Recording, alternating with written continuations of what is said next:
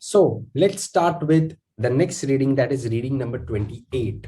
So after reading number 26, I'm doing reading number 28, that is non-current liabilities or long-term liabilities. Now, in between this, we have reading number 27, which is deferred tax assets and liabilities. However, I'll cover that later. So now, in your balance sheet, under the non-current liabilities, what do you have? Here, if you notice here, what are the things that you have? Notes payable, notes or bonds payable, that is bonds. Then you have deferred income taxes here, right? But apart from that, there are two more things that the company has. And those are liabilities with regards to pension, the pension obligations, and lease payment, if any. So all those long-term lease payments that you have to do, they are going to be part of your long-term liabilities. So majority of the part of the discussion under this reading is going to be with respect to long-term debt, that is loan or bonds. And then there is a small discussion about leases and pension liabilities. Clear?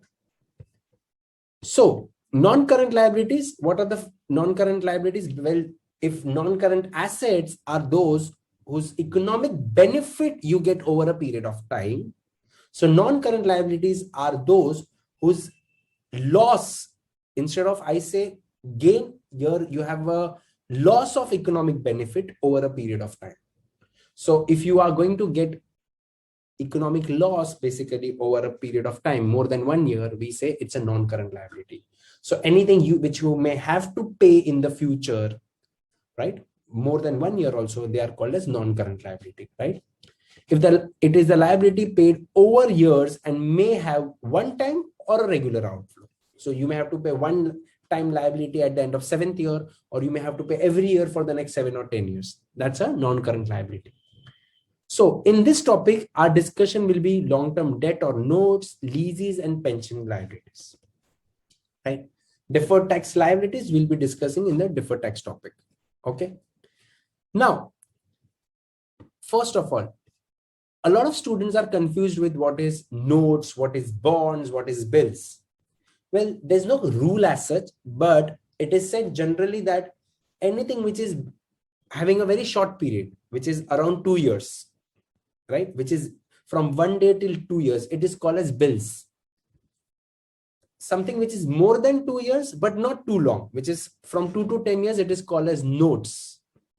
And those debt instruments which are more than 2 years or more than 10 years are called as bonds. So generally in US, it is referred that when I say bonds, it is assumed that it is going to be 10, 20, 30 years. Okay. When I say bills, it is going to be very short-term life. Clear? Everyone?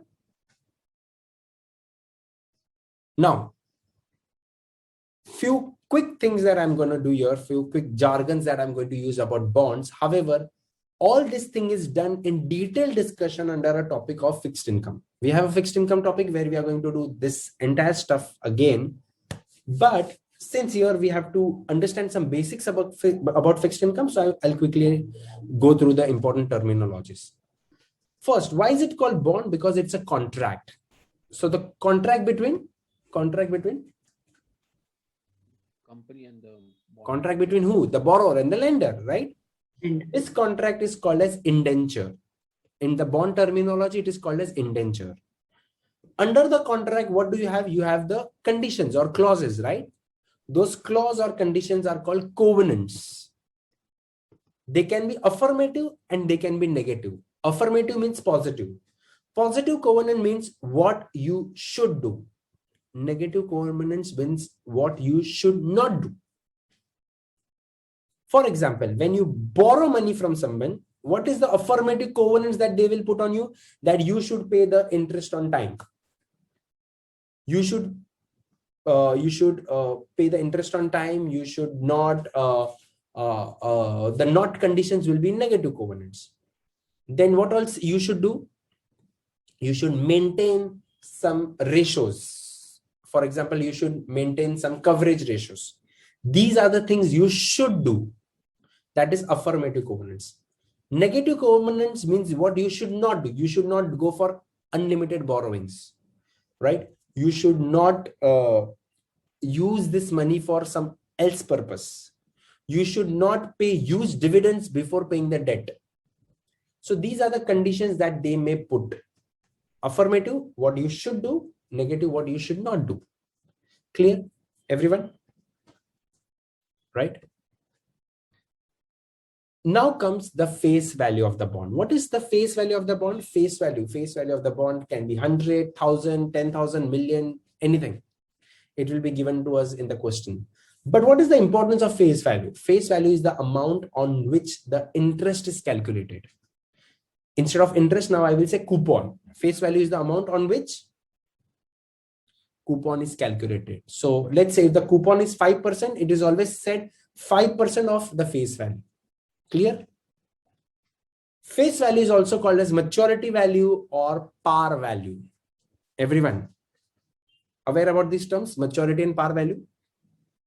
So if nothing is mentioned in the bond, what do I assume? On maturity, I will get how much? Par value.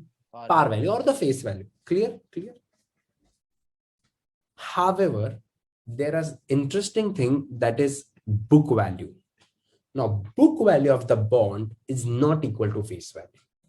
Book value of the bond is the balance sheet value of the bond that you are going to, it's the carrying value of the bond, and that depends on the YTM of the bond. So before I discuss what is book value and all, we need to discuss what is YTM of a bond.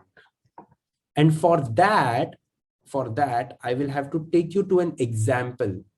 Everyone is aware about the time value calculations we've done. In time value, we had done the present value calculation, right? Where we had FV, IV, PMT, and then we calculated the PV, right? Correct? We are going to do the same thing here. So guys, I want you to read this sum and let me know the inputs. XYZ Corp issues a par 100,000 par value bond. So my face value is 100,000. 5-year bond. So my N is 5. When the market interest rate was 8%, this 8% is called I by Y. I by Y in this case is nothing but it is called as YTM. It is also called as what? YTM of the bond. What is YTM? YTM is yield to maturity. That means it is the overall returns on the bond.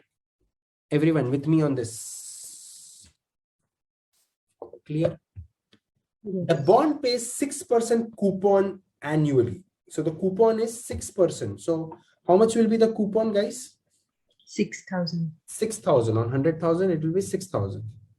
So can we find the present value? 6,000 will be PMT, 100,000 will be par, N is 5 and I is 8. Let me know your PV.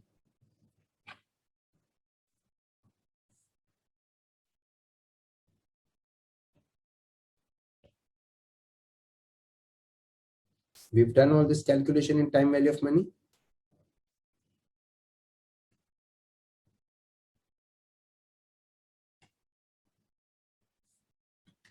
Anyone with present value?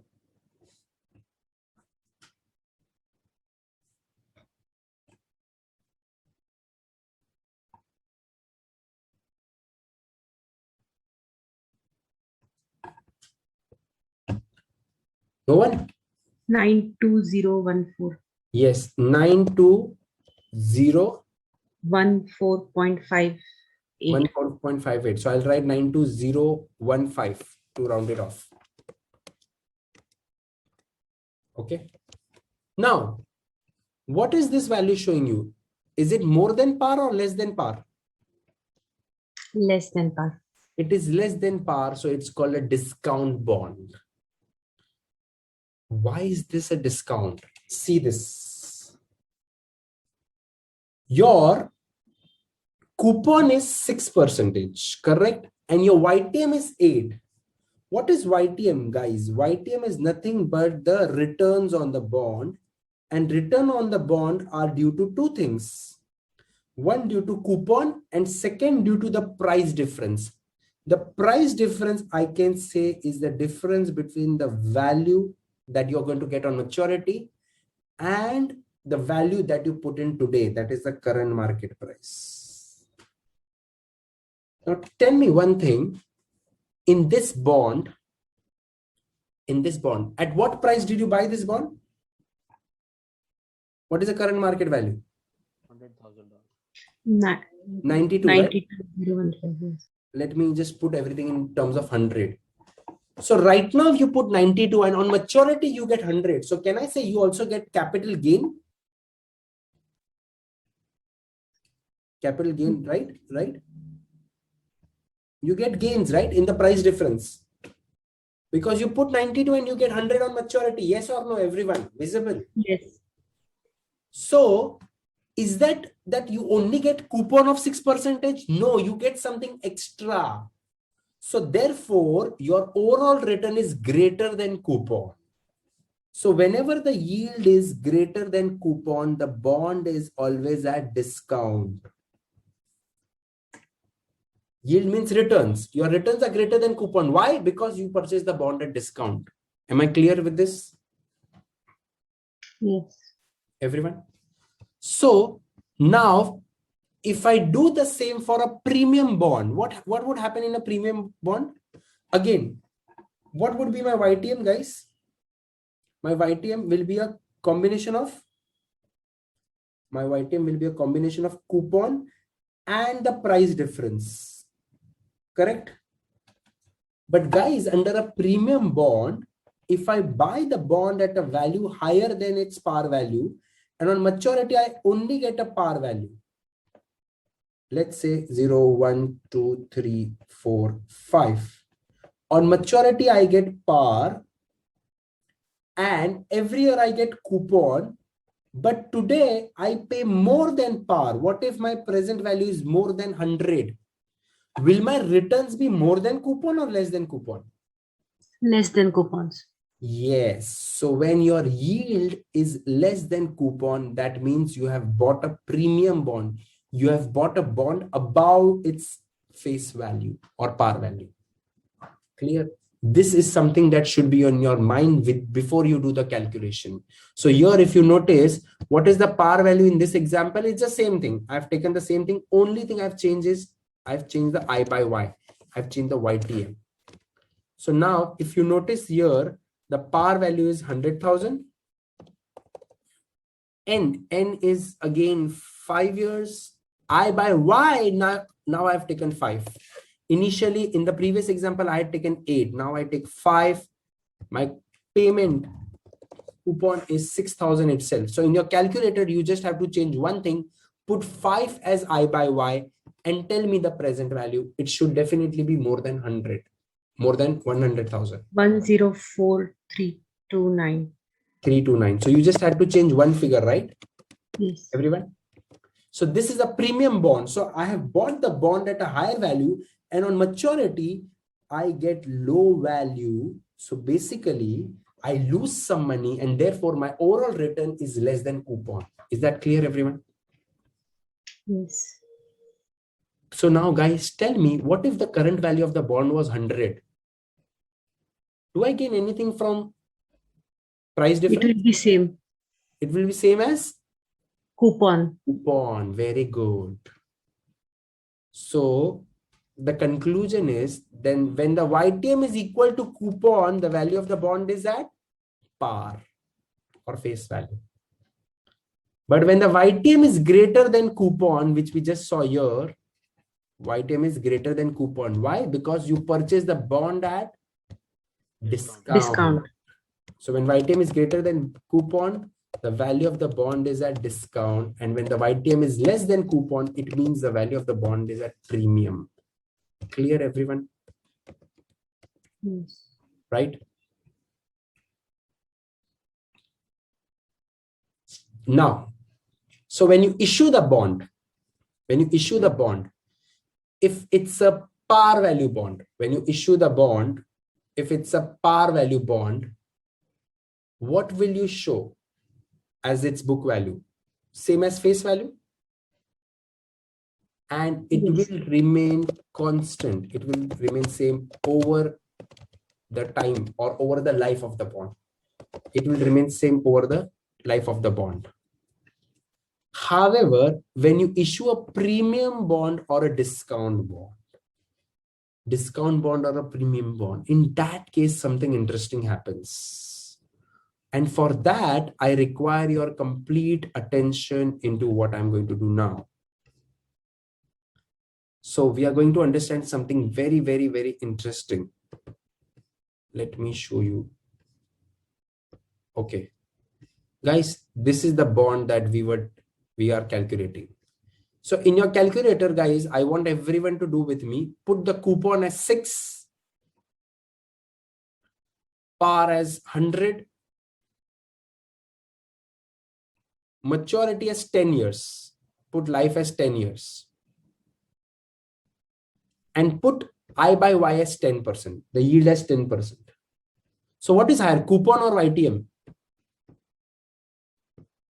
What is YTM. higher? YTM is higher. So this should give you a value in discount, right? So if you calculate PV, you get 75.42. Let me know if you get this value. Yes or no? Yes, sir. Everyone? Hello? Yes, sir. Yeah, you getting this value? Yes. Now, I just want you all to do one change. This is a 10-year bond. So today its value is 75.42. Let's say 1 year is passed. So how many years are remaining? 9. 9. Correct. 9. So now just put in your calculator 9 as N. N as 9 and tell me the value. It should be 76.96. Correct? Yes. Quickly. Now, Yes. let's say 8 years have passed. So how many years are remaining? 2. Only 2. 2 years. So in your calculator, put N as 2. You'll get 93.06. If you notice gradually what is happening, as and when the bond is approaching towards maturity, its value is increasing and it will reach on maturity at par. Did you notice that, guys? Yes. So discount bond will gradually become at par by its maturity because it has to pay par on maturity, isn't it? So will it move upwards or downwards? Upward. Upwards or downward? It will move upwards. Clear? Yes. Now try the same. Change the coupon to 14% and keep the N as 10. So here the yield is less than coupon. So the bond will be at premium. You'll get a value of 124.58. Change the coupon and change the N. Correct? Do you get this value? Only Yes. things you have to change. And now when you keep on reducing the number of years, what is happening if you observe that? Your value is reducing. A premium bond's value keeps on reducing and on maturity it becomes par. Clear? So what happens to the discount bond and what happens to the premium bond? A discount bond will gradually become par. It will increase to par by maturity and a premium bond will decrease to par by maturity. Is that clear, everyone? Everyone with me on this, please tell me. Yes. This is very crucial. I'm not going to compromise anyone's lack of attention here. This concept is called pull to par effect. This concept is called pull to par. So the discount bond gradually went to par and the premium bond also gradually comes to par by its maturity. Clear, everyone? This is called pull to par effect. Okay. I'm just not teaching. We are going to do everything, by the way, this back in fixed income. We're going to do everything again in the fixed income. But I want your attention here because it's very logical and easy. We've spent enough time in time value of money to understand these concepts. I'm just relating that with fixed income now. Clear, everyone? Yes. Now, this value of bond that you see, this is called the carrying value or the balance sheet value of the bond.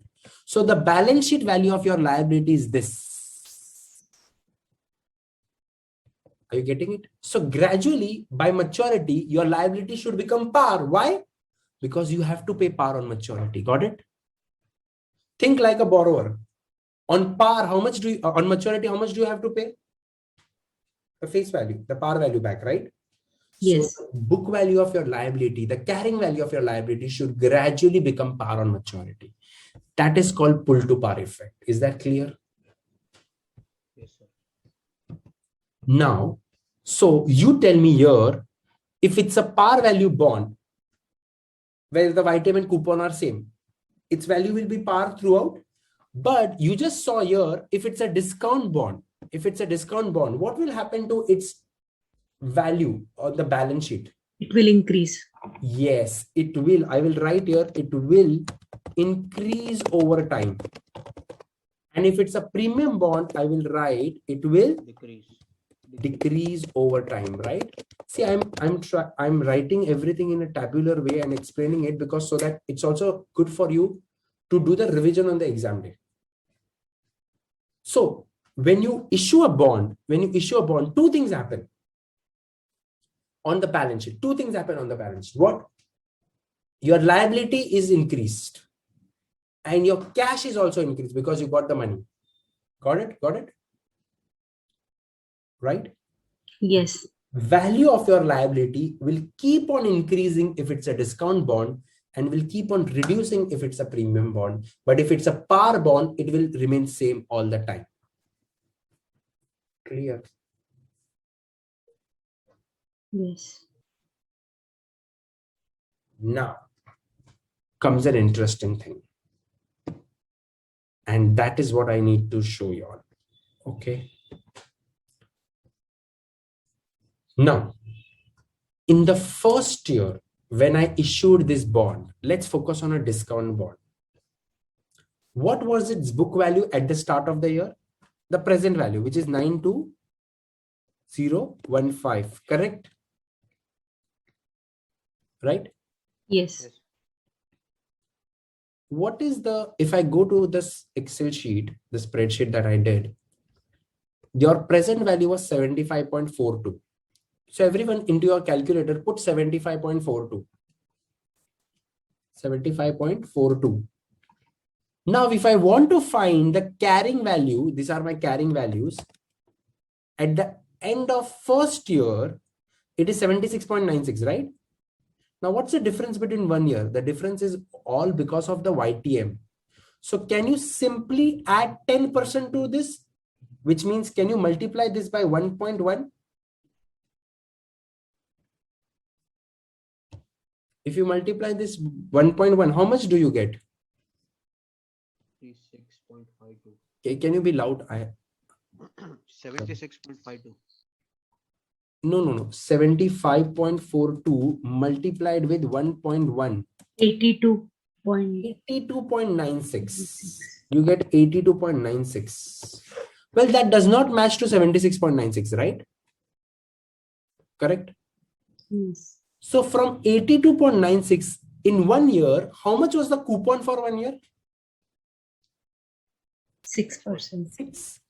So guys, if you subtract 6 from this, you will get 76.96. Check it. You're getting it or not? Yes. Yes, sir. Same way, what if I had done for 2 years? So for 2 years, I will do 1.1 square. So do 75.42 and do 1.1 square and multiply that with 75.42. In this way, what will I do? I will find the carrying value of the bond, but I told you that the jump in the price of the bond has two things in it. And that's what we are going to now analyze. So, of course, I don't expect you to understand something from this. What I was trying to show, let me show that here. So the carrying value of the bond is 92,015, correct? Now, what is the YTM of this bond? 8%. 8%. 8%, correct? So just multiply that with 8%, 92,015, and calculate 8% on it, 0.08. And let me know the value that you get. 7361.20. Let's round it off. So 7361. That's the jump in the price of bond after 1 year, right? But out of this 7361, what is this 7361? This is called interest expense. How did I calculate interest expense? I multiplied carrying value with YTM. Everyone, what is this called as? Interest expense. This is the amount that you're going to show in the income statement. How much are you going to show in the balance sheet? We will get to know at the end. But what is this amount? This amount is going to be reflected in the Income statement. income statement. However, I know that I have paid interest of how much? Only 6,000, isn't it? My interest is fixed. My coupon is fixed. That's 6,000 every year, isn't it? Correct. Yes. So the difference between what I have paid and what I show as interest expense, how much is this difference? It is 1361. I'll repeat, the difference between what I show as interest expense and what I have actually paid, that is called amortization under bonds. That is called as amortization. In this case, it's a discount bond, so it is called amortization of discount. Are you with me on this? Yes. By doing this, what will happen? What was the carrying value at the start of the year? 92015. Now add 1361 to it and let me know the value. 92015 and add 1361. Your value will be 376. 93376. Correct? Yes. Now, just for your simplicity, here our par value was 100,000. What was the value of this bond that we had here? It was a 5-year bond, right? Okay. And now we have, sorry. Yeah. So this should be our carrying value. Now the next year, my carrying value will be this again. Multiply that with 8% quickly. And let me know the value.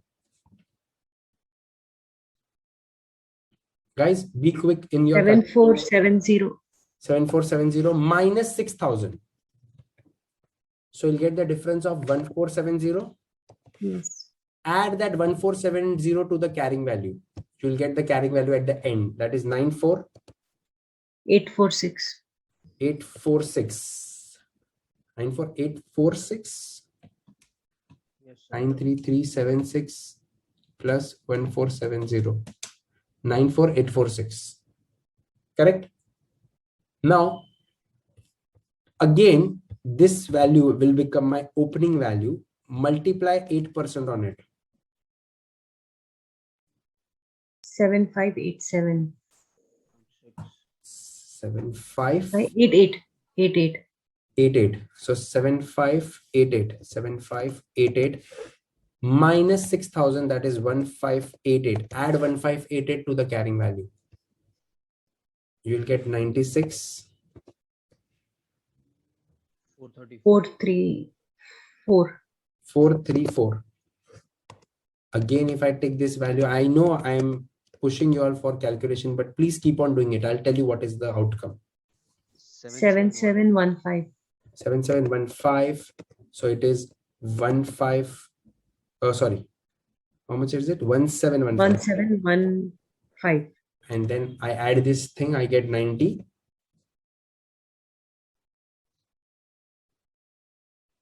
How much do I get? 98. 98149. 98149. 49. 49. Correct? Now let's take this and calculate interest on it. I will get 852. 81785 2. So I will add this 1852 or 51. Almost I'll get the value as 100,000. Correct. Yes. This value had to be 100,000, isn't it? Yes, sir. Because by maturity, it should become par. Correct. Now, guys, what is the total of interest that you paid over the 5 years? 6 5s are 30,000. Clear? Yes, sir. Now, what is the interest expense which you show in the income statement? In the income statement, you'll show a total of this. In the income statement, you'll show total of this. Every year, you will show this, right? What is the amortization? See, if you do the total of amortization is nothing. If you calculate this total, it has to be, first of all, calculate this total. 37986. Sorry, how much is it? The total of amortization, right? Yes, 7,986. 7986 you said, right? 7986. Now add 7986 to 92015. It's going to give you, except if you ignore the rounding off, it will tell you that the difference between interest payment and the interest expense. Now, if you do the total of interest expense, it will be equal to 37986. 986. And what is this difference? This difference is nothing but it's a discount. 92015 and the par value. Gradually, it should increase to the par, right? Yes, sir. Yes. So what happens here? What do you show in the income statement? In the income statement, you show interest expense. But interest expense is a combination of two things. The interest you pay, that is coupon, and the amortization of discount. Clear? Yes. Now, amortization is a non-cash. It's a non-cash. So it is not reflected in the cash flow. Right? Actually, what you paid is only coupon. But in the income statement, you show interest expense, which is a combination of your coupon and amortization. Why amortization? Because the bond has to gradually become par because of the pull to par effect. Clear? This way of accounting for liability is called effective interest rate method. I'll repeat. This way of accounting for liability is called Effective interest. Effective interest rate method. Now, let me tell you, when we are going to do the accounting of bond, there are two methods for accounting for the discount or premium. Out of that, the first method is called effective interest rate method, and it is compulsory under IFRS to do the accounting in this manner only. However, in US GAAP, you also have choice to do a simple straight line.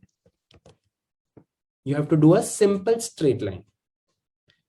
So this complicated method, which we saw, not complicated perhaps, but based on pull to par effect, this is called effective interest rate method, and this is Compulsory in IFRS. compulsory in IFRS. In US GAAP, they say that it is preferable, but in US GAAP, they also say that if you don't want to do this, you simply do straight line. Straight line, which means how much is the total discount here, guys? 7,980. Yes, so I will do 100,000 minus 92,015.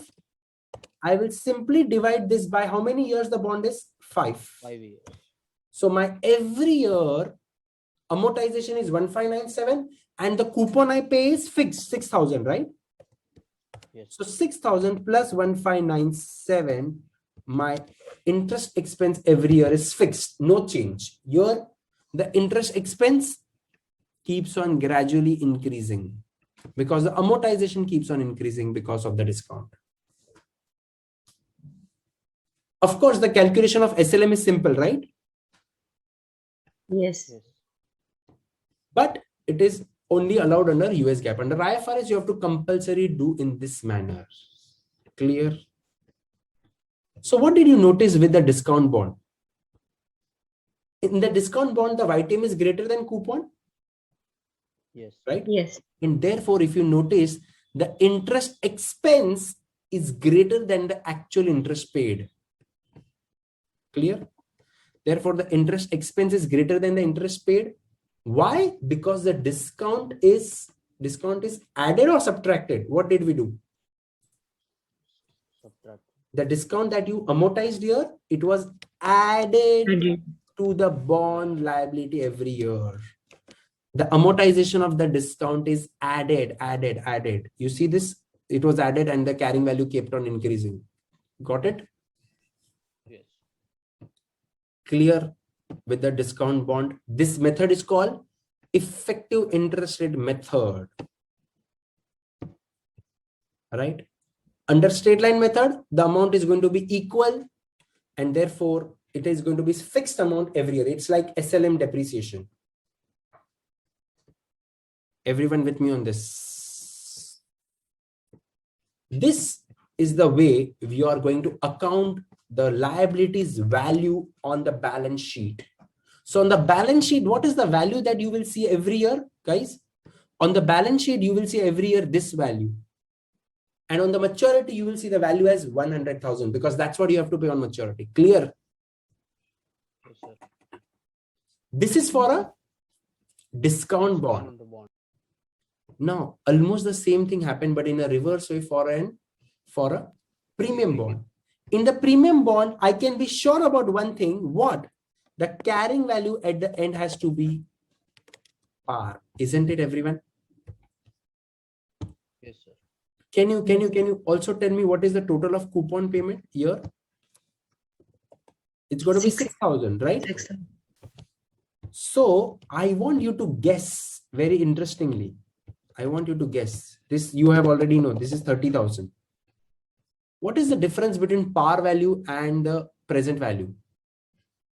4,300. 4329. Can I say that should be the total of amortization? Yes. Yes. And the interest expense should be? 34,329. No, not 34. You should not add.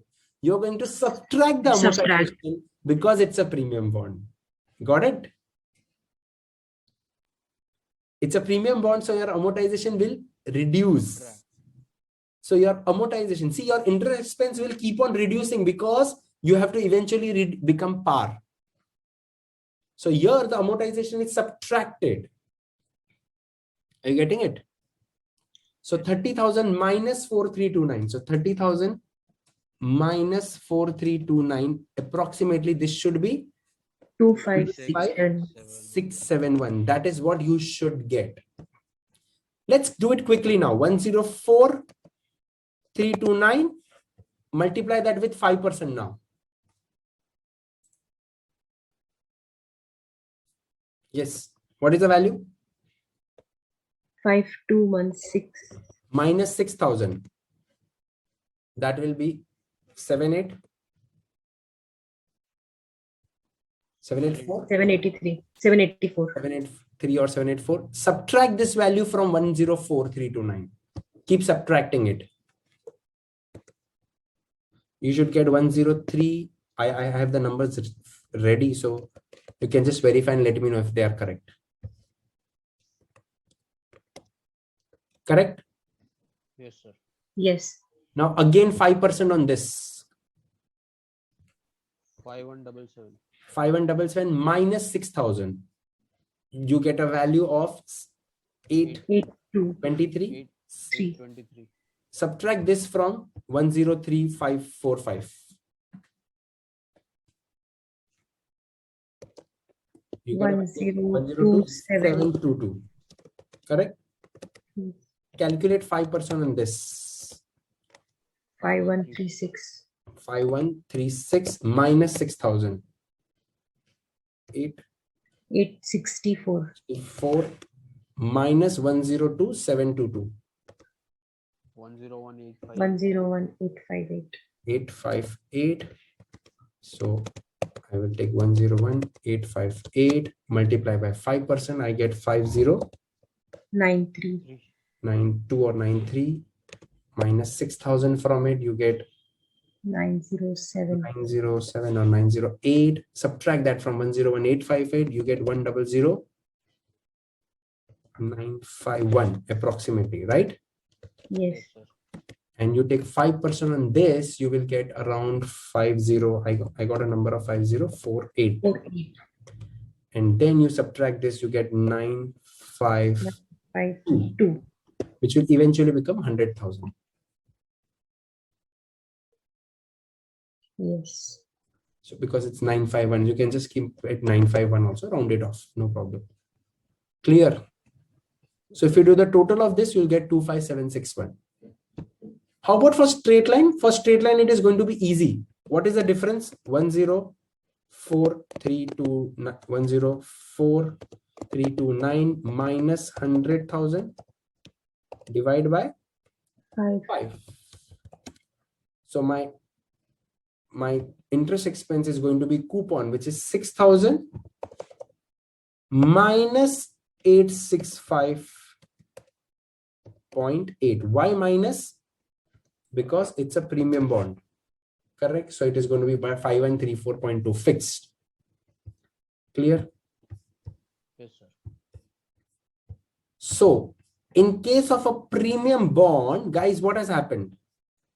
YTM is less than coupon, interest expense. If you notice, your interest expense is less than the coupon or interest payment, right?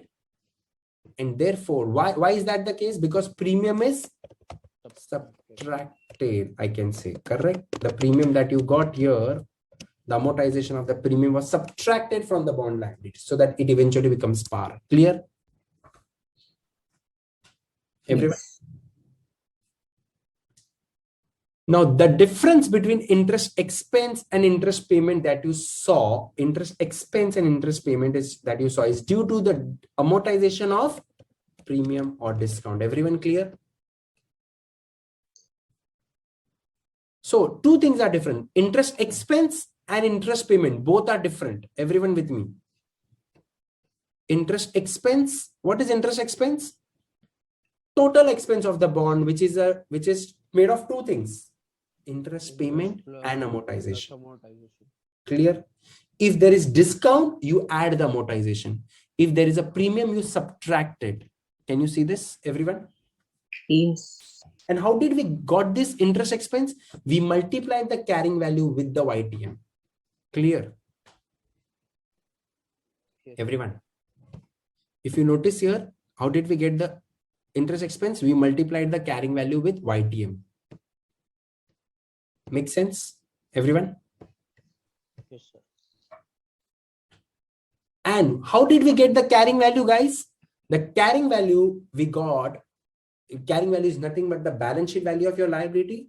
And how did I get the carrying value? We got the carrying value by taking the present value of the bond based on every year. Clear? So if you remember, for every year, we got the present value of the bond.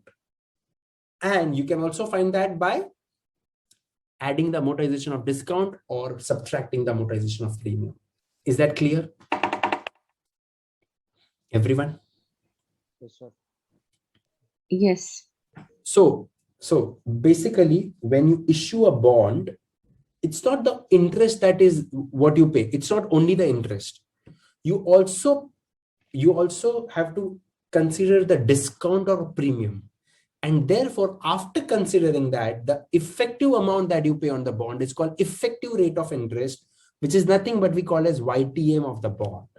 We also call that as IRR when we do capital budgeting.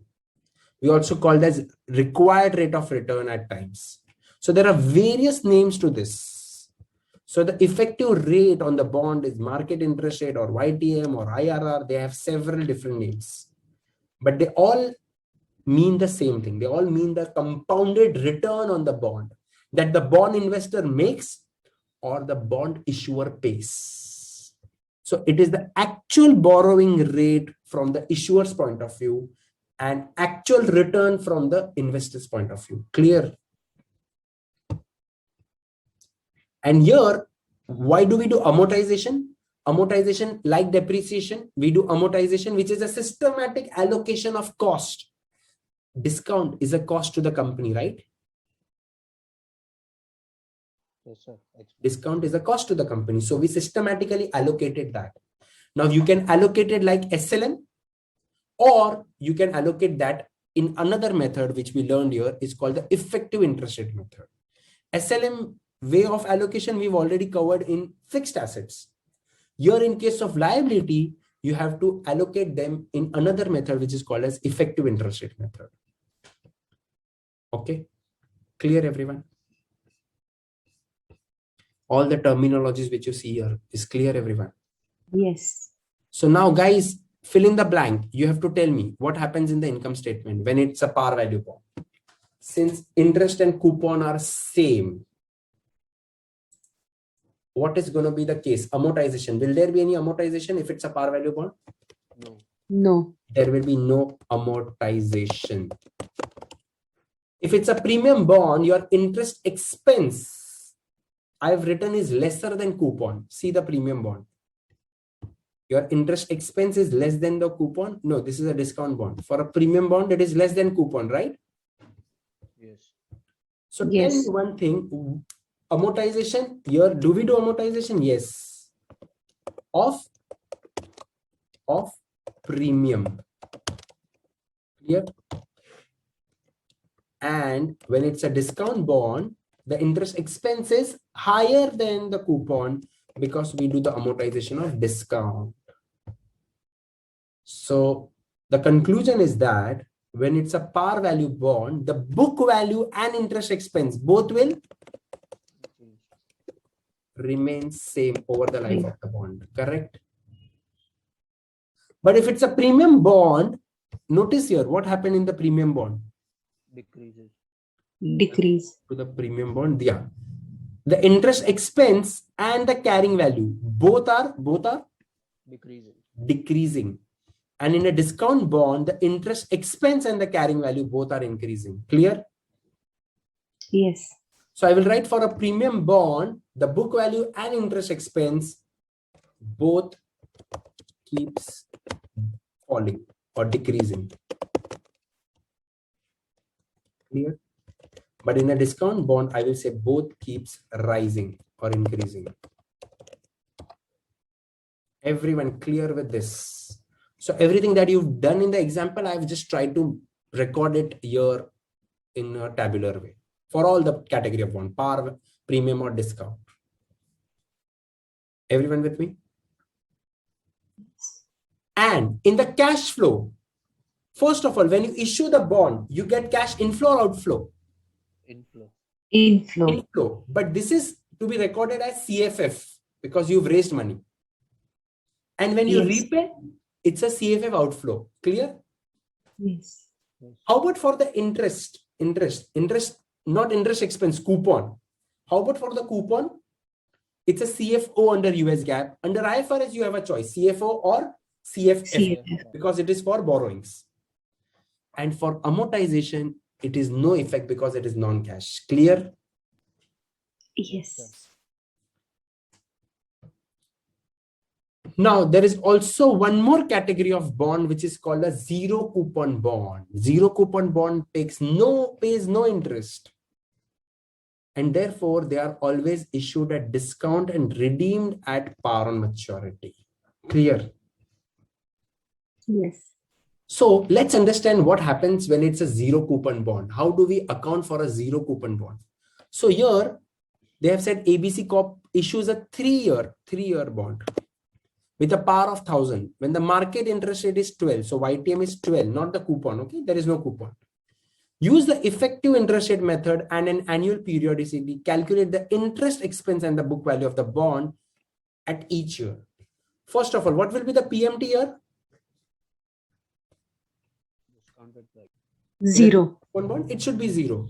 So let me know what is the PV, everyone.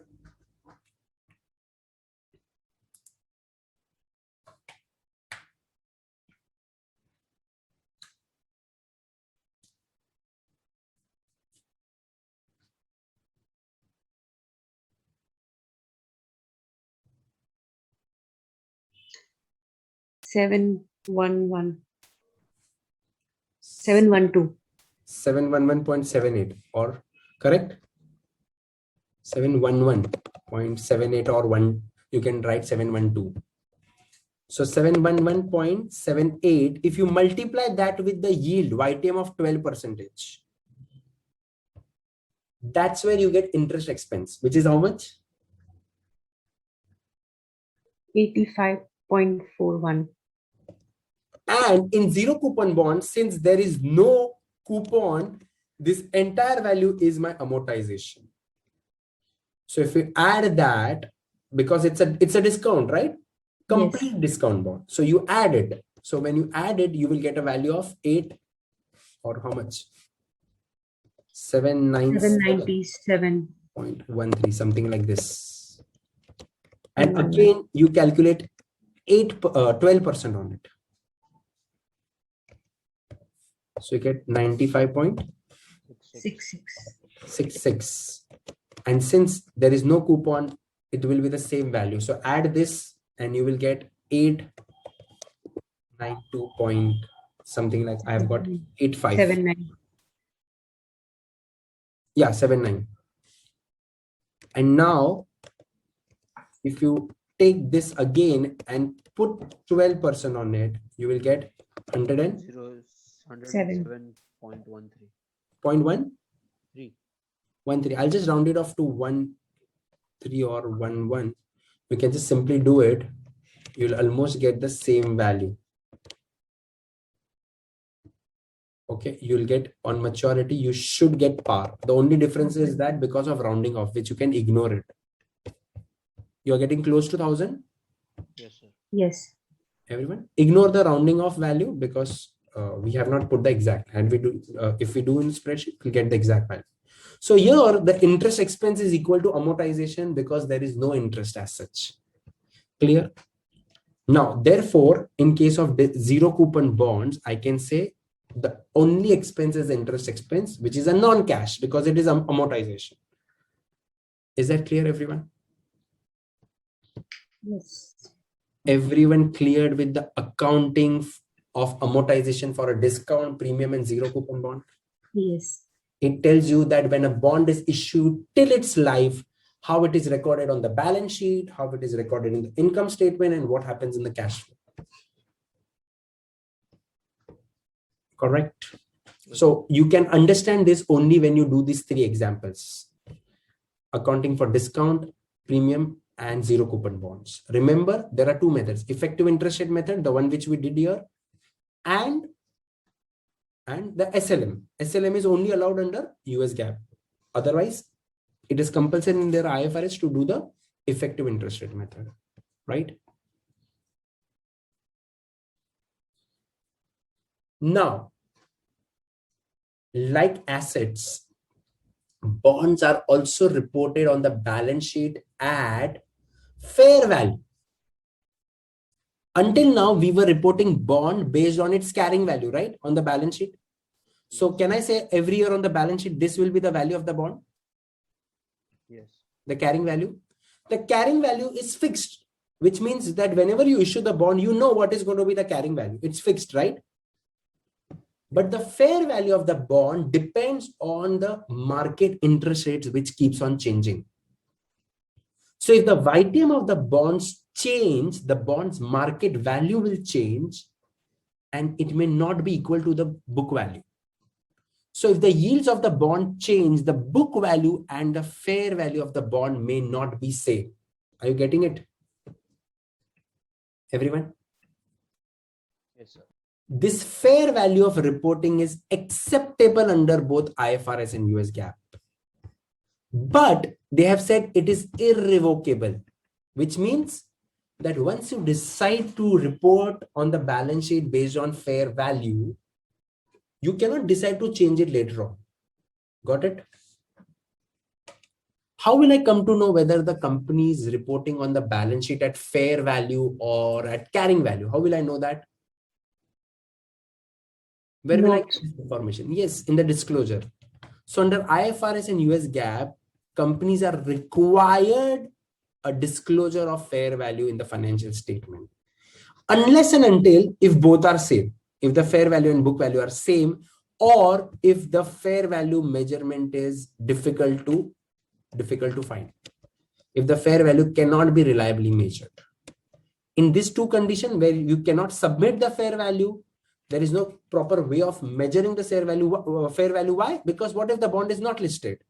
What if the bond is very unique? Okay, in such case, fair value measurements are not reliable, right? In such a case, US GAAP says that it's okay. You cannot, if you don't disclose the fair value, fine. Otherwise, you have to disclose what is the fair value of the bond. Now, tell me one thing. If the fair value of the bond if the yields, by the way, what is the relationship between yield and price of the bond? Are they same or are they opposite? Inverse. Inverse. So if the yields increase, the fair value of the bond will Decrease. And guys, if the bond's value decrease, is it good for you or bad for you? Good for us. Good. Good if you are investor, but here we are discussing everything from the company's end. Therefore, it's liability, right? Yes. We are discussing everything as a liability. That means we are issuer. So can I say if the value of bond decreases, the value of my liability will also decrease? And that's a gain which is going to be reported in the income statement. Are you getting it? Interesting. Yes. Right? Same way, if the yields decrease, what will happen? The value of the bonds the fair value of the bond will increase. That will increase my liability and a loss is reported in the income statement. Everyone with me? Yes, sir. Think like a borrower because you show it as a non-current liability. Right? Now, when you report at fair value, there is a rule. What is the rule? See this. Changes in the fair value can result due to changes in the market. For example, interest rates by the central banks have been changed. So can I say all the bonds interest rate will be changed? Not only my bond, every bonds. If central bank changes the interest rate, all the bonds will be affected. Yes. Clear? Yes. When that is the situation, and if because of that, your bond's value has changed, then you have to report it in the income statement. Because it's a routine loss. Everyone is going to suffer the same. So if there is a change in your value of bond due to market rates, which is a change for everyone, where will you show this? Income statement. In the income statement. However, if there is a change due to the credit quality of your company, can I say this is the risk only for your company, not for everyone? Yes. In this case, because this is risk specific to you, we will show this in OCI. The rule says that you have to report this in OCI. Accounting standards require companies to present changes in the fair value due to market rates and credit quality separately. So for market rate, whatever the changes are due to market interest rate, that will be showed in income statement. And for changes in credit quality, which is due to you, will be showed in OCI. That's the rule. Clear, everyone? Yes. Right. So these profit and yes, go ahead. the changes in the bond we are going to show fair in value of the bond. Yes. Yeah. So it will be shown in the income statement. So it will keep changing every year, right? Yes. And remember, if it happens for everyone, then probably I can say that, oh, the value of the bond has to go down. All the bonds have to go down because it's a change in interest rate. And therefore, that's actually going to be the loss for you in the future or gain for you in the future. Then you report in the income statement. But if it is just because of your credit quality, then you report in OCI. First of all, understand it's an unrealized gain or loss. Okay. Yes. If that gain or loss is happening to everyone, then you show an income statement. But if that's happening only because of you, then you show in OCI. Clear? Yes. They very systematically arranged everything. I mean, I felt it so good when I was preparing for it, that they have taken care that how companies can be blocked from reporting something unfair. Clear? By the way, all this type of thing where the loss is recognized, the gain is not recognized, all these are conservative accounting methods. They have come into effect, especially after the Enron scam, which happened in US. I'll discuss about that when we do reading number 29 and 30. Okay? Clear? Yes. That is the fair value reporting. It's like revaluation of long-lived assets. Here it is fair value reporting. Also, in the long-lived asset, if you remember, you did derecognition. When did you do derecognition of asset? When you decide to sell off the asset or abandon it, right? Or exchange it. In the same way, in long-lived liabilities or in long-term liabilities, the derecognition of debt, derecognition will happen if you decide to pay back the bond. Clear? If you decide to redeem the bond, isn't it? Yes. Now, you can redeem the bond either on maturity or before maturity also. Before maturity, can the bonds be redeemed before maturity? Yes, there are few bonds which can be redeemed before maturity. They are called callable bonds. What are they called as? Callable bonds. Callable bonds. We're going to discuss about callable bonds at length in fixed income. But callable means you can call back. So when companies redeem the bond on maturity, what will happen? That's what we are going to do. Derecognition. Okay. So first of all, think of it. Companies redeeming, paying off the bond. In the income statement, there is no gain or no loss. Why? Because the company may redeem on par. So no gain or loss is recognized by the issuer, and at maturity, any original discount or premium is already allocated, isn't it? See here, all the premium or discounted is already accounted. Clear? So it automatically becomes par. So is there any gain or loss? No. So the premium or discount has been fully amortized already by the time it reaches maturity. So nothing happens in the income statement, no gain or loss. On the balance sheet, what happens, guys? On the balance sheet,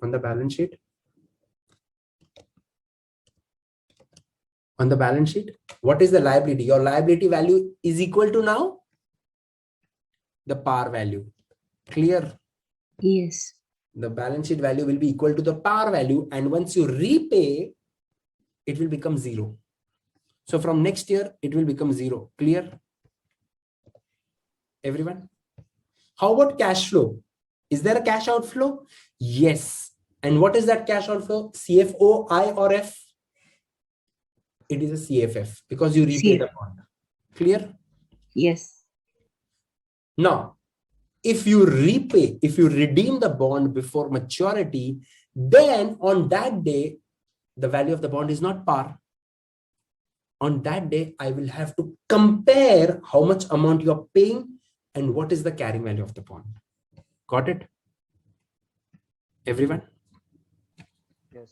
So now, when I'm going to derecognize the bond before maturity, then can I say I have not fully amortized the bond? I have not fully amortized the bond, right? Before the maturity, everyone? Yes. So there is a possibility of some gain or loss being reported in the income statement. Now, listen to this. So here, the carrying amount is the cash paid to the bondholders. Yes. Plus if you get gain on redemption or loss on redemption. Now, gain on redemption, well, if you pay them below the carrying value, it's a gain to you. But if you pay them above the carrying value, then it's a loss to you. By you, I mean the borrower. Clear? So let's say here, at the end of the third year, in the discount bond, let's say, what is the carrying value at the end of the third year? 96,434. If you decide to pay off the bond, how much will you pay? 96,434. But if you pay more than this, then it's a loss. If you pay less than this, then it's a gain. Got it? Yes. This gain or loss will be reported in the income statement. So gain or loss on the redemption is recognized as unamortized cost. Gain or loss is recognized in the income statement, and the remaining, see the remaining, let's say at the end of the third year, how much is the remaining amortization year? This amount, right? 1715 and 1852. I was supposed to put this in the income statement, right? But now I have redeemed the bond before maturity. So this amount will be now, I won't wait for 2 years now because the bond is closed. I will have to put this entire amount right now in the income statement and write it off. Are you getting my point? So first of all, gain or loss is reported, is on redemption is recognized, and any unamortized cost is written off in the income statement. Clear, everyone?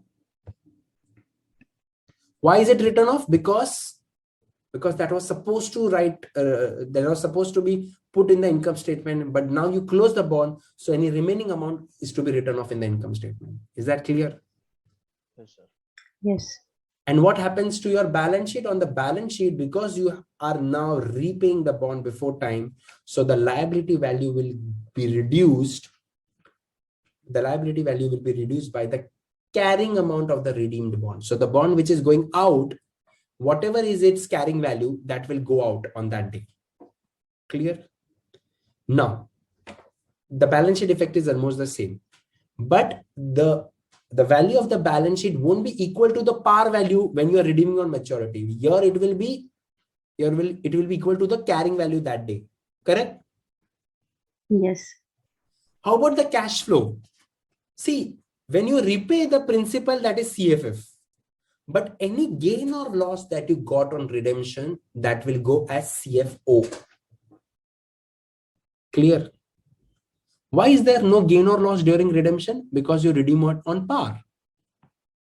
But before the maturity, if you are going to redeem the bond, if you're going to redeem by paying them less, then you have a gain, which is CFO.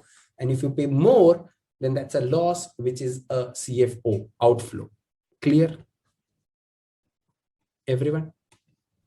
Yes, sir. This is what happens when you de-recognize the bond, when you try to finish the bond before maturity or on maturity. Now, there is one discussion which is during the issue of the bond. That is the debt issuance cost. What is the debt issuance cost, by the way? It's a cost that the company has to pay when they issue bond. Who do they have to pay? Well, they have to pay to the investment bankers for their merchant banking, for their consulting, for the underwriting commissions, for prospectus, for print and various charges.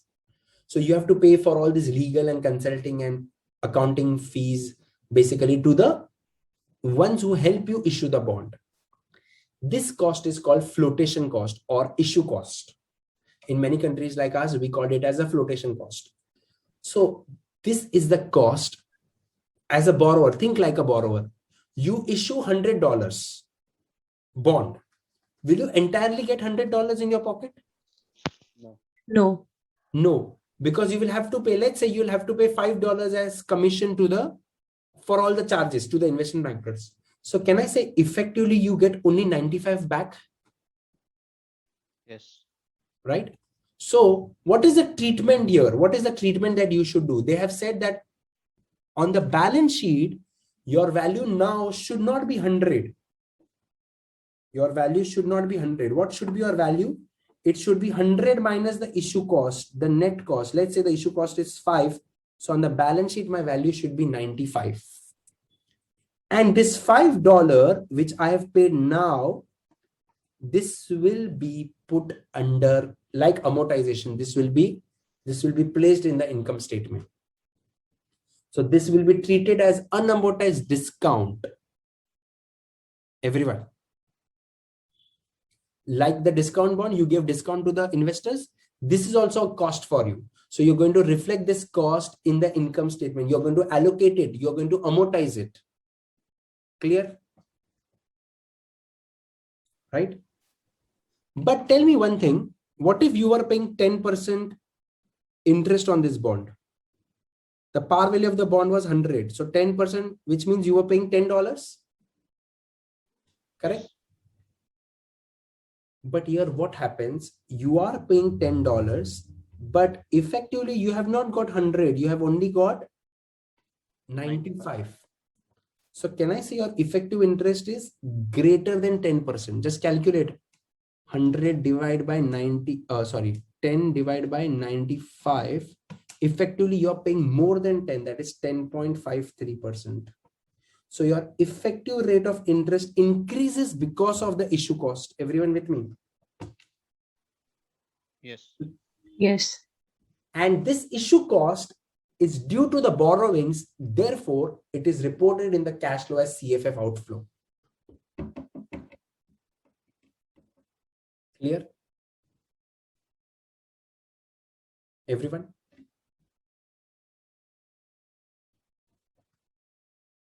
Okay. Yes, sir. Now, there is slight difference here in the treatment under IFRS and US GAAP. That's what I need to discuss.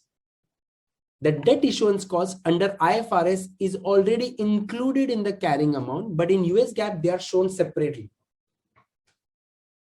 accounted separately from bonds payable. So under IFRS, what will be my value? I will show the value as 95 only. But under US GAAP, I will show 100 separate and 5 as a separate value. Are you getting my point? They both are shown separately. Clear? So tell me one thing, in case of IFRS, do I need to now adjust the $5 anywhere? No, I've already adjusted that 5 in the balance sheet. Clear? So when you derecognize the asset, let's say you decide to sell off the asset, you are anyways going to compare the asset with the carrying value, and the carrying value is already adjusted for expenses. the issue cost. So when you derecognize, there is no need to do adjustment under IFRS. No adjustment is required. Why? Because it is already adjusted in the carrying value. But is it adjusted in US GAAP? No, in US GAAP, you have shown it separately. So let's say in US GAAP, you're going to amortize that $5 every year. For 5 years, every year you're going to amortize $1, right? Yes. So at the end of third year, how much have you amortized? $3. $3. So 2 is remaining, right? This 2 will have to be adjusted separately in the income statement. So once you decide to do derecognition, the unamortized, that is $2, must be put separately in the income statement. It must be written off. This is an extra effort you'll have to take under US GAAP because you show them both separate. Clear? Everyone? Yes. Finally, we see the presentation of the debt related thing. So for presentation under the balance sheet, what do you show them? Balance sheet. The amount of debt which you have to pay more than 1 year, it is a long-term debt. And the amount of debt which you have to pay immediate, it is a short-term borrowing, which is shown under current liability. Clear?